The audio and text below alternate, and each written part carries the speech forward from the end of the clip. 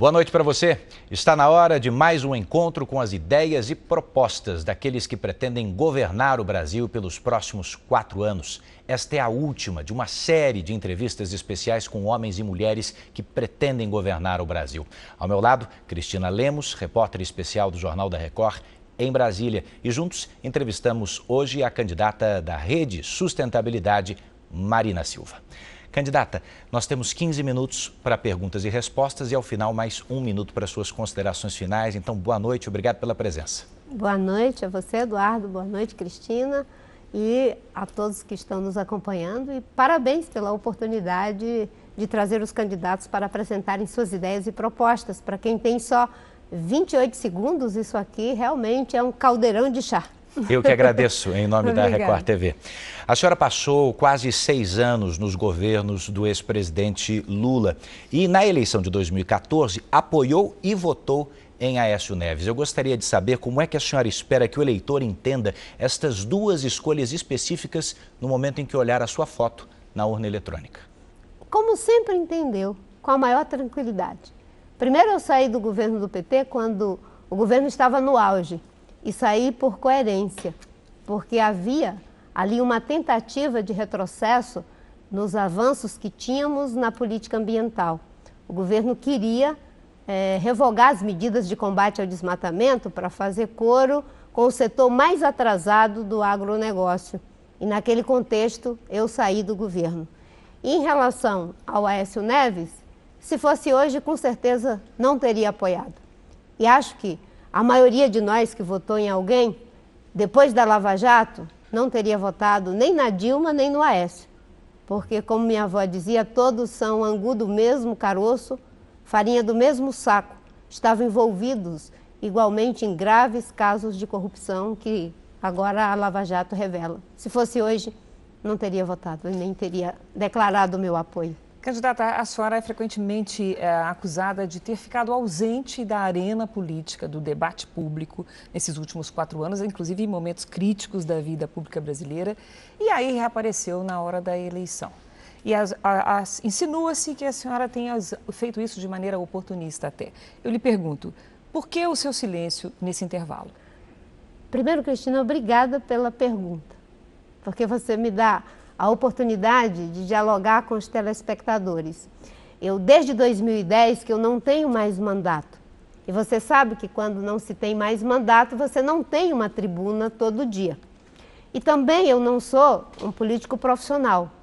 Graças a Deus, nunca fiz da política um emprego e nenhuma forma de ganhar dinheiro ilícito.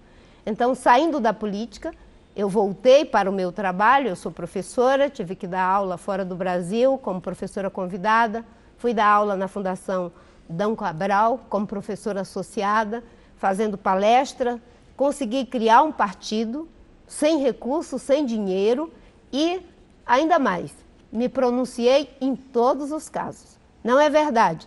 Só que eu não me pronuncio, Cristina e Eduardo, como os partidos da velha política, PT, PMDB, PSDB, se pronunciam. Eles são contra a Lava Jato. Eu sempre disse que sou a favor. Eles eram a favor do foro privilegiado. Eu digo que sou contra. Eles dizem que são a favor de anistia para o Caixa 2.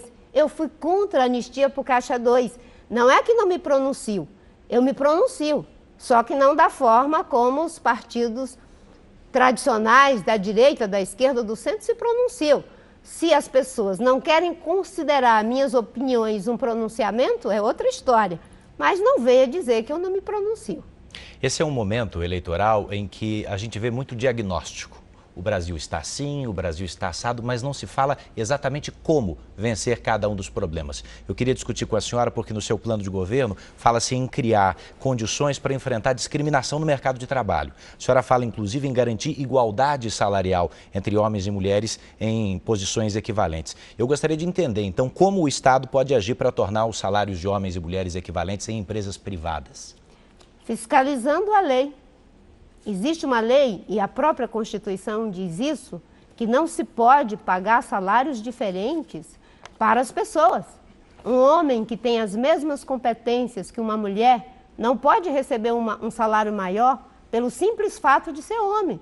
E não é uma questão do governo dizer, ah, já está na lei, já está resolvido. Não está na lei e está resolvido. Você tem o Ministério do Trabalho para fiscalizar, você tem meios para fazer com que as empresas cumpram aquilo que está na lei. Isso é obrigação do Estado. É muito simples. Você não pode simplesmente dizer, não, é na iniciativa privada, não posso meter a colher. Que história é essa? A iniciativa privada tem leis, as regras são para todos, para o poder público, para a iniciativa privada. E não acho que nenhum empresário de bem gostaria de ver a sua empresa com a mácula de pagar um salário diferente para uma mulher tendo as mesmas capacidades, as mesmas competências. A senhora pode dar um exemplo concreto de como fiscalizar, como agir nesse sentido? É claro, o Ministério do Trabalho, inclusive o próprio IPEA, os órgãos de pesquisa, fazem levantamento o tempo todo, mostrando que as mulheres recebem salário até 30% inferior que os homens. É só verificar isso dentro das empresas. Fazer, inclusive, de uma forma pedagógica. Verificar quais são as empresas que podem mostrar positivamente os salários iguais. Dar um prazo para que todos mostrem salários iguais dentro de suas empresas. E aí você vai gradativamente fazendo com que essa mácula desapareça do Brasil. É fiscalizar. O Ministério do Trabalho está aí para fiscalizar e tem os meios para isso. Trabalho escravo não pode. Pagar salário maior para homem e para mulher para as mesmas competências não pode, não deve. E isso você consegue fazendo cumprir a lei, não permitindo nem a certeza da impunidade, nem a expectativa da impunidade. Candidata, a senhora integrou o PT, tornou-se um nome nacional ainda como um quadro importante do Partido dos Trabalhadores, depois a senhora saiu do PT. Como é que a senhora definiria hoje a sua relação com o grande líder petista, que é o ex-presidente Lula? Há um debate já preliminar durante as eleições sobre o indulto, o perdão judicial que é concedido pelo presidente da República ao presidente que está preso. A senhora indultaria, a senhora daria o perdão judicial ao ex-presidente Lula? O indulto é uma prerrogativa de um ato de benevolência de um signatário da República para com alguém que ele imagina que está passando por uma situação de injustiça. Ou para corrigir um erro judicial. Ou para corrigir um erro judicial. Nesse caso, não pode ser usado como uma estratégia eleitoral. Não se pode oferecer o indulto para ganhar votos, nem para ganhar simpatias. Eu costumo dizer que a lei deve ser aplicada para todos. Não se pode ter dois pesos e duas medidas. Será que houve erro judicial? Eu acho que houve um grave erro político, ou de conivência, ou de envolvimento direto de vários líderes do PT com graves casos de corrupção. Por quê? Ou você tem extrema incompetência, ou extrema conivência, ou envolvimento direto. A Lava Jato está mostrando o que é conivência, o que é envolvimento direto e o que é incompetência. E é por isso que a melhor forma é a gente nem ficar celebrando isso. Eu não fico feliz com isso, Cristina, não é? De ver pessoas que poderiam estar ajudando no processo político estarem sendo impedidas, como é o caso do próprio ex-presidente Lula, o Aécio Neves e tantos outros, por envolvimento em graves casos de corrupção. Eu queria, mesmo divergindo, que essas pessoas não tivessem praticado esse tipo de erro. Mas uma vez praticando, cada um deve pagar pelos seus erros. Agora, eu tenho uma diferença. Eu não trato justiça como vingança. Eu trato justiça como reparação. Aliás, eu gosto muito de uma frase do Shakespeare, que ele diz que o contrário de injustiça não é justiça. O contrário de injustiça é amor. Porque toda justiça que não se faz por amor não é justiça, é vingança. Eu vejo a justiça como uma oportunidade de reparação. E é por isso que eu digo que o PT, o PMDB, o DEM, não é? O PSDB deveriam ter umas férias. 4 anos para repensar tudo o que fizeram contra eles próprios, contra o povo brasileiro. Esse país era o país do pleno emprego. Hoje temos 14 milhões de desempregados, temos 13 milhões de desempregados, 4 milhões de desalentados e uma grande quantidade de pessoas vivendo no subemprego. E isso foi por erros políticos. O Brasil não teve uma catástrofe, um maremoto, uma guerra. Foi erro político. E é por isso que a sociedade brasileira deve corrigir politicamente. Nós já tivemos a Operação Lava Jato, agora nós precisamos da Operação Lava Voto, para que o Brasil volte a entrar nos trilhos, ser um país justo, que é bom para todos viverem, com igualdade de oportunidade. Candidata, um assunto espinhoso que sempre volta à baila, eu gostaria de ouvir a sua opinião. Duas perguntas. A senhora é contra o aborto porque é evangélica? E, nesse caso, não é misturar um dogma, uma crença religiosa na maneira de gerir, de administrar o Estado? Onde é que fica o Estado laico nesse quesito? Eu sou contra o aborto por convicção filosófica, por convicção política e religiosa. E tem muita gente que é contra, mesmo não crendo, porque são pessoas que defendem a vida por princípios éticos, por princípios filosóficos. Agora, o aborto não pode ser advogado, em hipótese nenhuma, como um método contraceptivo. O que nós temos que trabalhar é naquilo que nos une. O que nós queremos? Que nenhuma mulher tenha que fazer aborto, que as mulheres tenham acesso ao planejamento familiar, que as mulheres tenham acesso à informação, que nenhuma adolescente ou uma jovem tenha uma gravidez indesejada. Nesse ponto, todos vamos trabalhar conjuntamente. Agora, já existem as formas legais para o aborto, quando a criança vai nascer sem cérebro, ou quando tem risco para a saúde da mãe, ou no caso de um estupro. A senhora desejaria avançar, então? Eu não. Não quero avançar, como eu disse, eu sou contra o aborto. E não acho que 513 deputados devem substituir 200 milhões de brasileiros. Esse é um tema muito polêmico. Então a senhora levaria a plebiscito? Se for para ampliar para além disso, eu defendo que não seja apenas o Congresso. O presidente da República não é ele que chama o plebiscito, quem faz isso é o Congresso. Não é o presidente que aprova as leis que mudam a Constituição. Quem faz isso é o Congresso. Agora, se alguém quiser ir além do que já existe, que não seja apenas os 500 deputados e os 81 senadores. Eles são eleitos para representar o povo, não é para substituir. Nas democracias evoluídas, isso é decidido por plebiscito. E as pessoas que estão nos acompanhando agora têm a oportunidade de entender melhor a minha posição e eu agradeço a você pela pergunta. Eu reitero, sou contra e não acho que se for para tomar uma decisão além do que já existe, que deva ser feito apenas pelos 513 deputados, que a sociedade inteira seja ouvida. Candidata, permita uma pergunta sobre uma área de especialidade sua, que é meio ambiente, a senhora foi ministra desse setor, eu lhe pergunto, a senhora é vista com bastante desconfiança por um setor importante entre o setor produtivo, que é o agronegócio, responsável pela nossa balança comercial em grande medida. Eu lhe pergunto, como é possível preservar o meio ambiente e produzir alimentos em larga escala? Nós temos aí metade do cerrado destruído pela monocultura da soja, que é importantíssima para exportação para a China, por exemplo, e pesa na nossa balança comercial. É possível combinar as duas coisas? É possível combinar as duas coisas, perfeitamente possível. E a pergunta que a gente deve fazer é como não combinar as duas coisas. Isso é que é impossível.